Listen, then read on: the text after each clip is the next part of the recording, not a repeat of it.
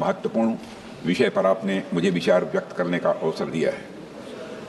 हम सभी जानते हैं कि वंदे मातरम की 150वीं वर्षगांठ भारत के राष्ट्रगीत के रूप में इस वर्ष मनाई जाएगी।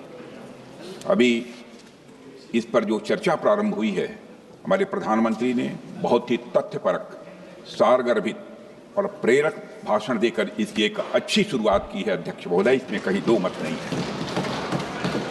यह वंदे मातरम भारत के इतिहास, वर्तमान और भविष्य के साथ जुड़ा हुआ है।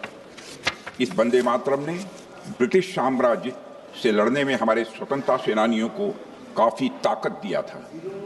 वंदे मातरम वह गीत है, अध्यक्ष महोदय, जिसके कारण सदियों से सोया हुआ यह हमारा भारत देश जाग उठा था। वह गीत आधी शताब्दी तक स्वतंत्रता संग्राम का प्रेरक बना रहा। वह गीत जिसकी आवाज इंग्लिश चैनल पार करके ब्रिटिश पार्लियामेंट तक पहुंच गई थी।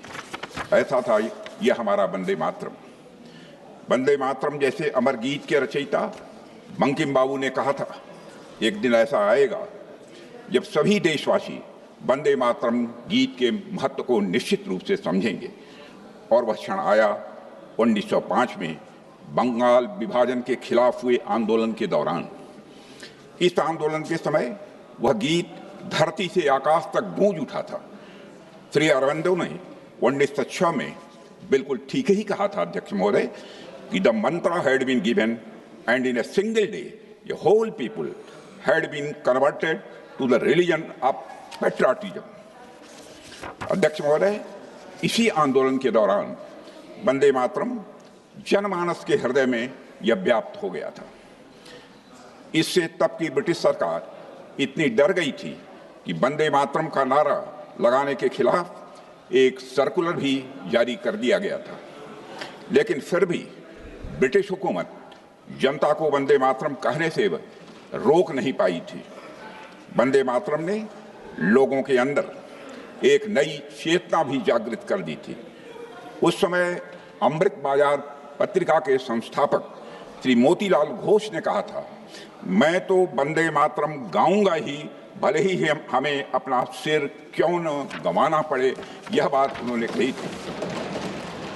अध्यक्ष महोदय, राष्ट्रीय चेतना जागृत करने के लिए उस समय वंदे मातरम संप्रदाय की भी स्थापना की गई थी और इसके सदस्य वंदे मातरम गाते हुए प्रभात फेरी भी प्रतिदिन निकाला करते थे। इनमें गुरुदेव रविंद्रनाथ टैगोर भी कई बार जाते थे। जब 1906 में भारत का प्रथम राष्ट्रीय झंडा बनाया गया था, उसके मध्य में भी वंदे मातरम लिखा हुआ था। यह झंडा पहली बार बंगाल की धरती पर ही फहराया गया था, अध्यक्ष महोदय। और अगस्त 1906 में जब श्री बिपिन चंद्र पाल जी ने राष्ट्र चेतना जगाने के लिए एक समाचार पत्र की शुरुआत की थी, तो उसका नाम भी वंदे मातरम ही था, अध्यक्ष महोदय। यह वह समय था जब वंदे मातरम सिर्फ एक शब्द नहीं रह गया था, यह एक भावना बन गई थी, यह एक दर्शन बन गया था। It became a poem, pulse and A philosophy, अध्यक्ष महोदय। अप्रैल 1906 में नए बने पूर्वी बंगाल प्रांत में ब्रिटिश सरकार ने वंदे मातरम के सार्वजनिक नारे लगाने पर रोक लगा दी थी। लोगों ने इस आदेश की अवहेलना की, खुलेआम अवहेलना की। विश्वनाथ मुखर्जी ने अपनी किताब वंदे मातरम का इतिहास में इसका उल्लेख करते हुए लिखा है कि लोगों पर लाठियों की बारिश होती रही और पर जब तक उन्हें होश रहा तब तक वे वंदे मातरम का नारा ही लगाते रहे, अध्यक्ष महोदय। उस्मानिया विश्वविद्यालय में भी वंदे मातरम का नारा लगाने पर रोक लगी थी। इस आदेश को न मानने के लिए वहां के छात्र श्री रामचंद्र जी को भी जेल की सजा हुई थी।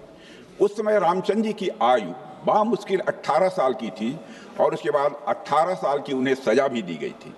उन्हें वीर सावरकर जी ने वंदे मातरम रामचंद्र की उपाधि से नवाजा था। अध्यक्ष महोदय, वंदे मातरम सिर्फ बंगाल में सीमित नहीं रहा है।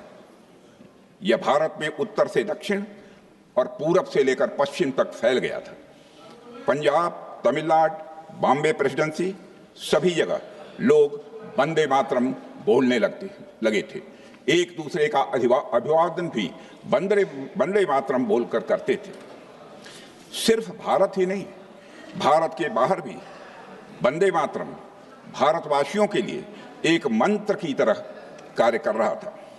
लंदन, पेरिस, जेनेवा, कनाडा, सभी जगह जहां भी भारतीय थे, भारत के लोग वंदे मातरम लगातार बोलते थे।